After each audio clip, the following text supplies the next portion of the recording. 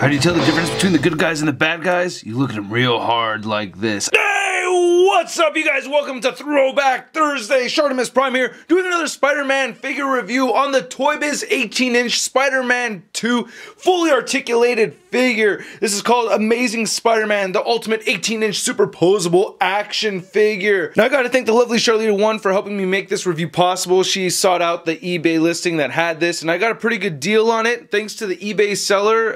If I can keep in contact with him, I'll have his information below, but the package showed up in great condition. The box for this is in awesome shape. I love how it looks. Very, very clean. No major dents or scratches or anything on the packaging. I'm almost sad to open this. So I really like this front window box over here so you can see the figure inside. Very, very cool. And they have all these poses of Spider-Man right over here. And on this side, you have a bunch of poses again. Same thing with the other side over here. And then on the back of the packaging, you can see all the points of articulation. They're all numbered. So if you want to learn how to count points of articulation, this is the way to do it. You can look at this guy over here. And we have some more poses over there. And then at the very bottom, it shows how to attach the web shooters and use them and whatnot. And at the top, there's not much going on. Man, this thing looks incredible. Let's get to it and crack this thing open. This figure is awesome, man. The articulation is just amazing. I love the sculpting of this figure. This is an incredible Spider-Man figure. It's just out of this world. There's really nothing like it that I've ever seen. I mean, just so much articulation, and at this scale on top of it, it is incredible, man. Let me try to spin this around. I don't have him on his knee at all. He's on his toes. Yeah, look at that. Oh, this is tight. Check that out. Check out the Spidey. I'm just geeking out over here. It's not like I've never seen this figure before, but, you know, the fact that it's mine now and I can pose it around without being worried about breaking somebody else's, you know, you should be a little bit more careful when you're handling other people's figures. So this guy does come with some accessories. He comes with some webbing. Let's take a closer look at that, and then we'll take a closer look at this awesome figure. So Spidey comes with this web shooter that just attaches to his arm, and of course it has the Spidey webs on it and everything. They're sculpted just like the rest of the figure, and it comes with 3 webs. So the first one is this web blob kind of thing right here. It looks very symmetrical. I think this could have been sculpted looking a little bit more random. You know, it looks like all the little lines on it and everything are just a little too even.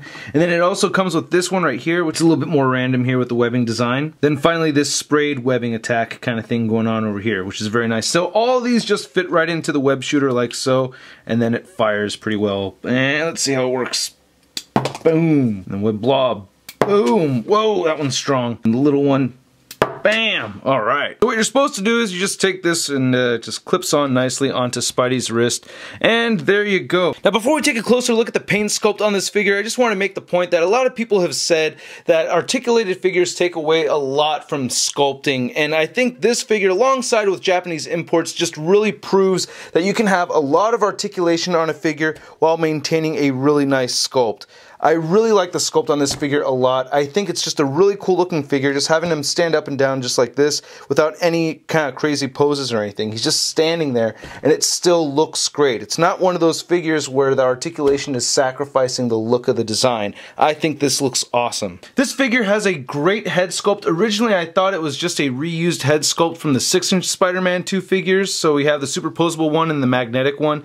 These two have the same head sculpts, but there's some little details in there that make me feel like this is completely different. For instance, the space right here at the top, you don't get that over here. And I think the paint applications on this are pretty nice. All the grayish silver parts are pretty clean, but of course there are some splotches over here where it kind of missed, but nothing bad. For the most part, the lines are painted correctly, which is really good, because sometimes on Spider-Man figures it doesn't really come out so right. I had to change my settings over here, but it's really hard to see because there's this pearlescent white right here on the eyes, and I think that is great. I really like that a lot. While we have this darker setting on here, you can see the shading going around the jaw, which looks pretty good.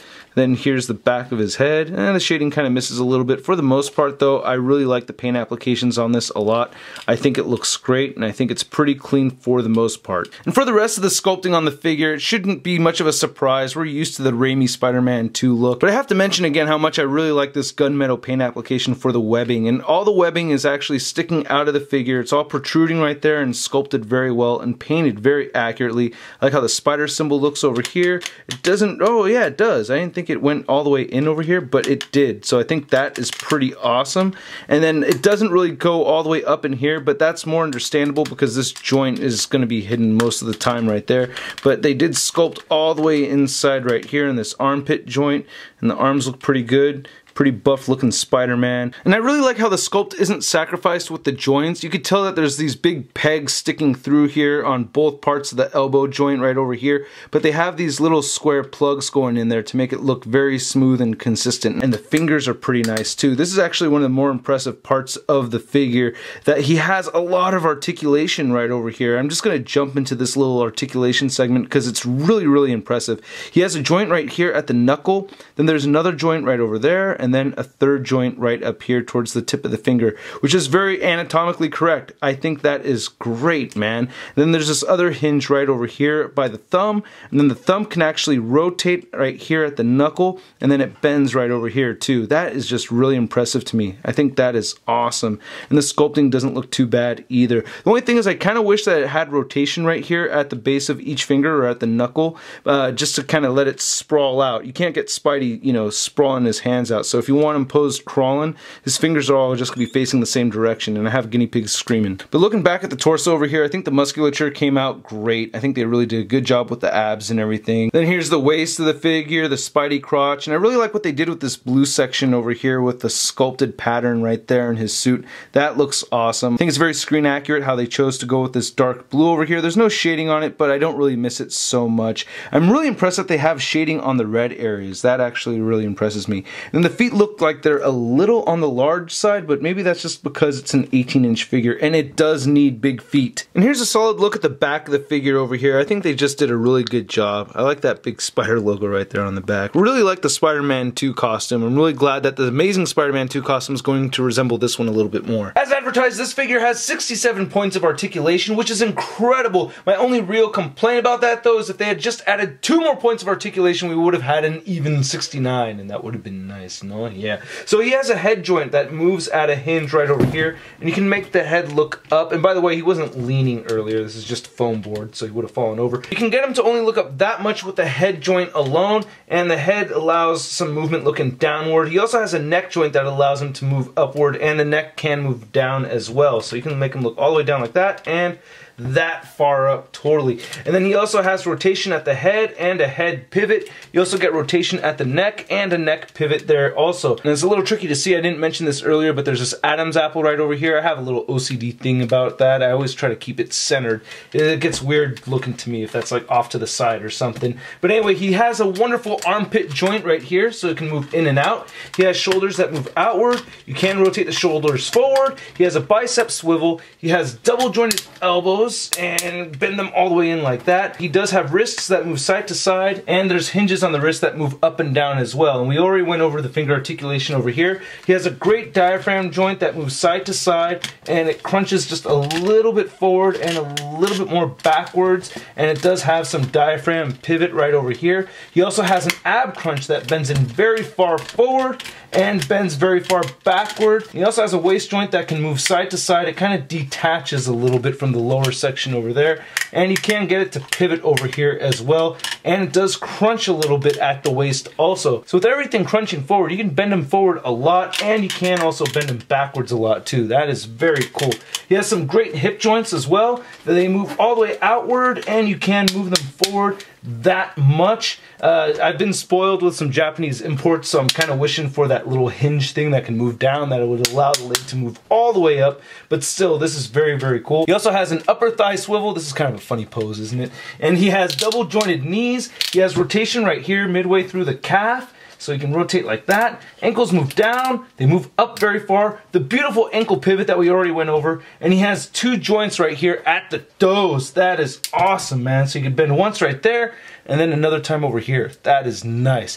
And no peg holes at the bottom of the feet, because what would you plug them into? Now the packaging promotes the figure to be 18 inches tall, and as I measure him out over here, it looks like it's actually taller than 19 inches. Not bad. Here's Spidey compared to the NECA at 1/4 scale Mark 7 Avengers Iron Man figure, and they stand at about the same height. Spidey's just a little bit taller, so they're not perfectly in scale with each other, and I do have the legs posed the same way. And here's Spidey compared to the NECA 1/4 scale Captain America from the Avengers movie, and here he is next to the NECA 1/4 scale Dark World Thor figure. And here's our 18-inch Spider-Man compared to the Hot Toys Amazing Spider-Man figure. And here he is next to the 6-inch magnetic Spidey and the superposable Spidey, both from Spider-Man 2. All 3 of these are from Spider-Man 2. And of course we can't forget the Marvel Legends big time letdown Spider-Man. I said it a million times during this review that this is an incredible piece. It is an absolutely astounding figure, man. It's no wonder that it has shot up in price so much. I think Dave told us that originally he was like 25 bucks at retail.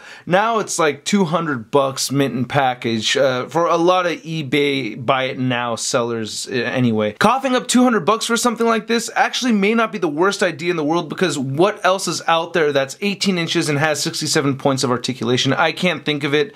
The NECA figures have some pretty good articulation, but nothing like this. This is just a really, really cool figure. Very, very, very happy to have it. And please check out marvelousnews.com for my photo gallery. I'm going to be posing the hell out of this guy, so please check that out. It's going to take me a while to take all those pictures, you know what I'm saying? And please hit the like button if you like the video, leave a comment, and subscribe. I'll catch you guys later. Peace.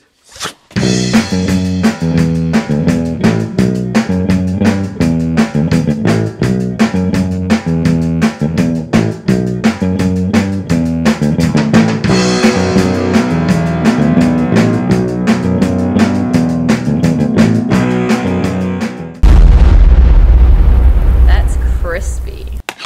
Oh. What a dumbass.